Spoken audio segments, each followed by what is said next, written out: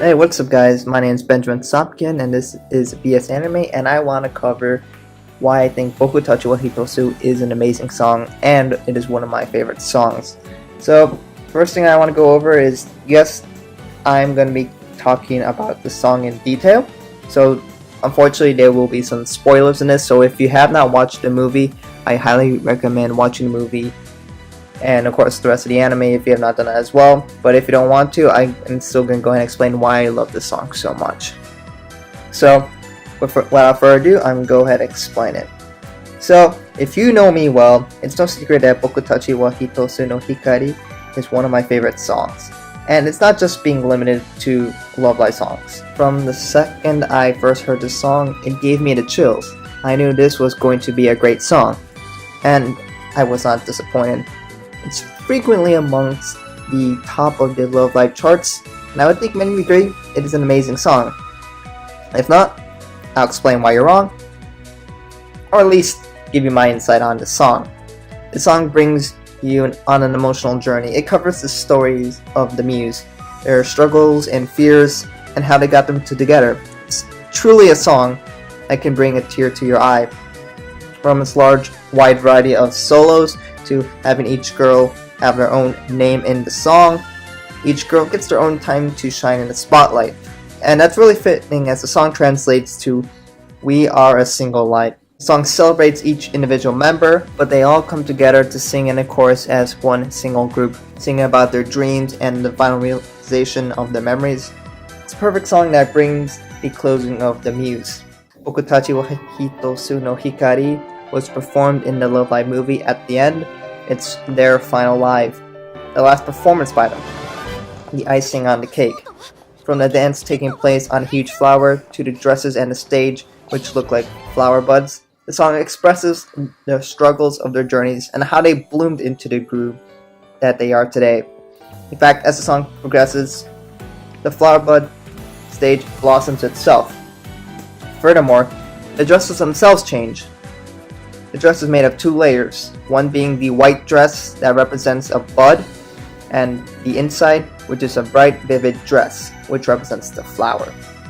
Each girl has their own flower that they represent, which is reflected by the different colored skirt.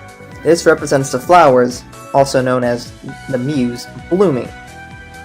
Now, the beginning line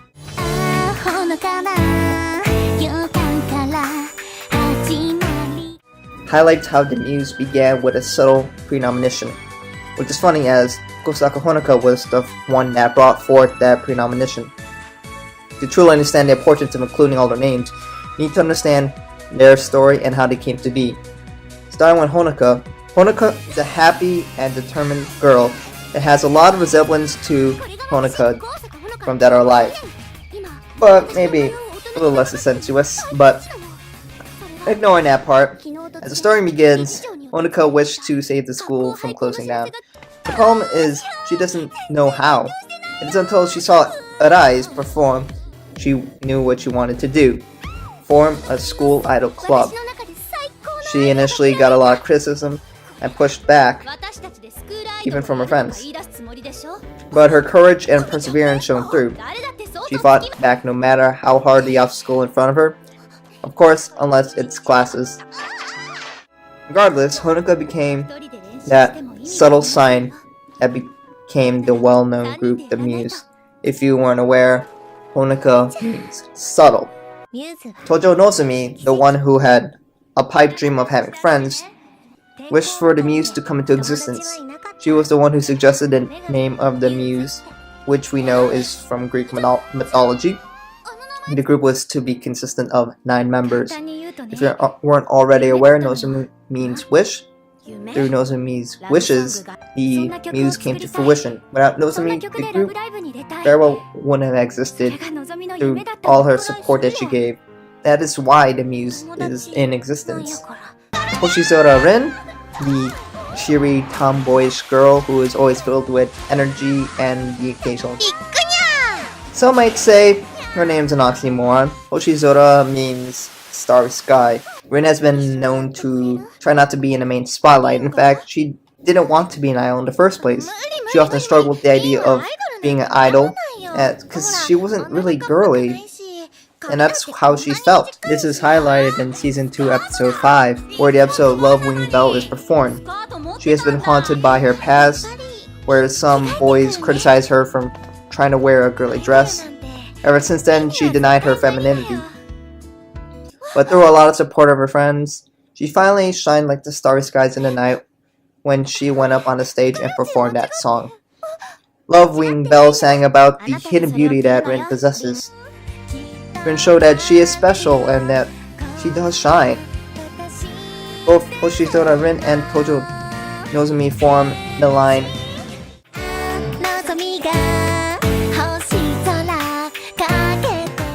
part of the song. This translates to having their wishes in the starry skies.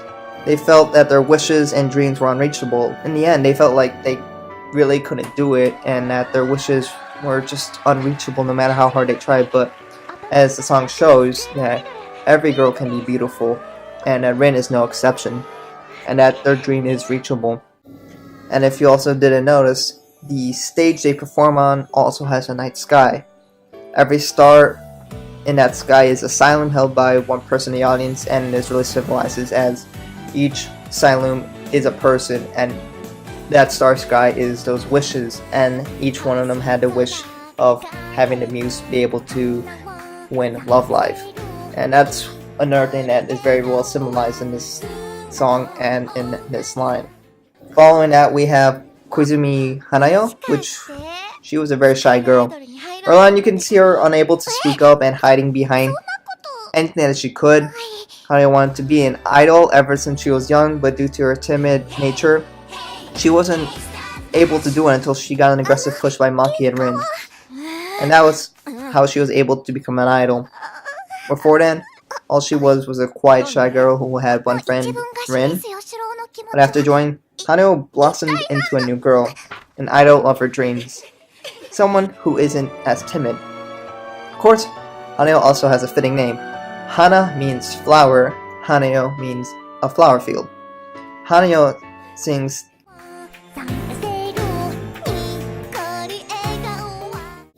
this means our smiles makes the flowers bloom. Hanayo became that blooming flower.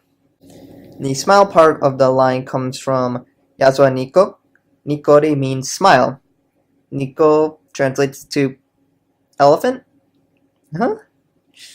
I guess Google Translate isn't helpful everywhere, but Nico is essentially a shortened version of Nikori, so I guess that's applicable.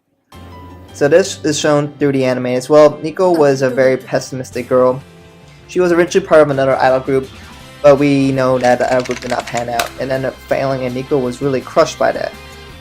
Nico idolized school idol groups, and she wanted to be the best idol group. When you see her club room, you can see her obsession with idols.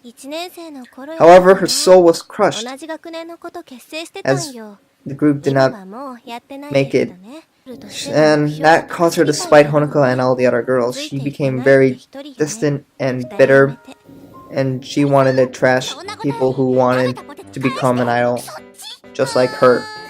She was harsh on the Muse, but she was jealous, and she saw what the Muse were becoming, something that she failed at. She was resistant at first, but eventually Nico does end up joining the Muse, and she was able to become part of an idol group as she once fantasized. And of course, the Muse had a lasting impact, unlike the previous group. With that, Nico was able to smile again and be happy, goofy girl that we love and or hate today. Nico wouldn't be the same without her catchphrase, as well as her pose and her smile.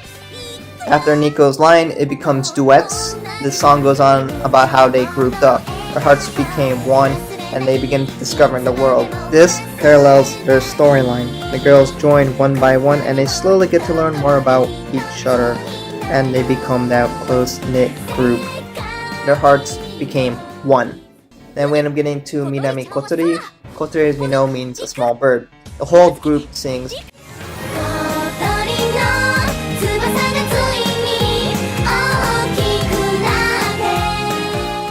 This means the little bird's wings have grown large, indicating that it could fly now. Quick side note, Kira Tsubasa A member and the leader of Ayase is also part of that line, where Tsubasa means wing. But anyways, as the group sings this line, this song reflects on how the group was able to grow and truly begin to fly. Kotori, who had a wish to become a costume designer / fashion designer, had her call. And this call is the fallout between Honoka and Kotori. This was a grand opportunity for Kotori to go off and fly in a sense. This would be able to take off her dream career. But as we know, that part of the song is not a solo. As we know, Kotori almost left that group. But, of course, she did not. And the group itself got to fly instead, as they were able to fly with Kotori being there. That is part of the reason why they are able to succeed. Furthermore, this is a reference to Season 1, Episode 13, where Start Dash was performed. Soon after, they sing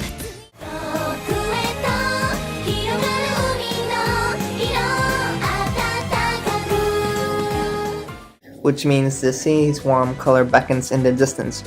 As we know, Sonoda Umi, the one with the dark blue hair, is referenced to in this line. Umi, meaning sea, refers to the future that lies ahead. The sea is vast and wide and with no clear end. There are many routes, and if you're not careful, you could get lost. The future is calling for the Muse, and the song acknowledges that, and that this is their last time performing together. The next two lines,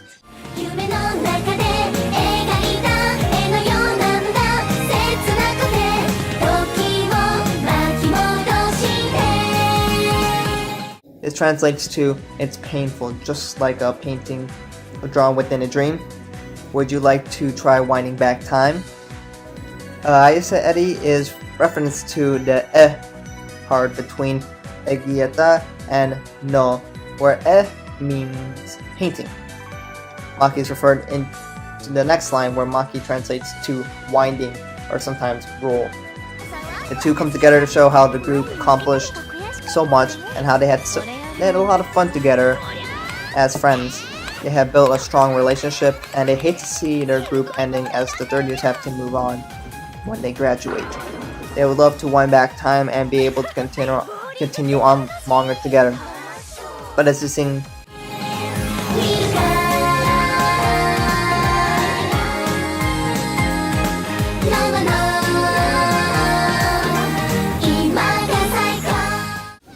the song continues on with much of the same message. They are sad it's ending, but what they managed to make was something beautiful. The memories formed and the friendships made will continue on and shine on. And their lasting impact not only saves the school, but inspires many girls and idol groups to become like them.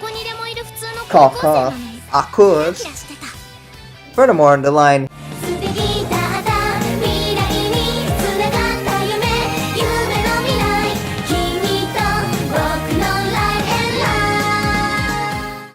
makes a callback to the first performance as a whole group, Bokura no Life, Kimi to no Life, which occurred in Season 1, Episode 8. The melody and harmony come together to form a happy atmosphere, but in a nostalgic sense. The song symbolizes the group so well, and it's not just the lyrics. The instrumental brings in the listener to a mood where they can feel these struggles that the Muse had, and the success they were able to accomplish. The second verse and the solo part after the second chorus really develops that mood. One last thing I want to talk about is the custom animation where each girl got flowers spinning behind them. The flowers that float behind each girl as they sing really brings in a nice touch.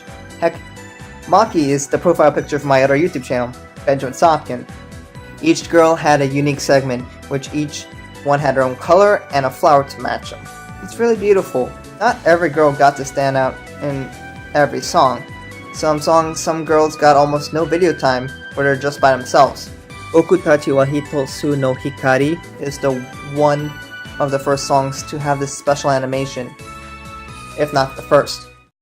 This later became more standard in, of course, with songs like Happy Party Train or Mijuku Dreamer, where they each had their own special custom animation, but this still is my favorite implementation of that. Also, if we look back at Maki's, we see her literally winding back, which stays true to the lyrics, and it just makes sense because that's kind of what Maki means. It's just a really nice touch for that. So this is why it's my favorite song. No girl is really given the spotlight. Each girl is given their time to shine, and each girl gets to sing their own name in the song. I can't express how hard it is to have 9 people's names fit into one song. While Nozomi, Honoka, Kotori, and Umi might be very popular Japanese female names, it doesn't make the job easy. The names are at all not very well connected. Subtle, wish, starry sky, flower, smile, little bird, sea, painting, and wind or roll. All these are part of the song. And on top of that, they also make references to 2 of their more popular songs. This song links the girls and the stories so seamlessly.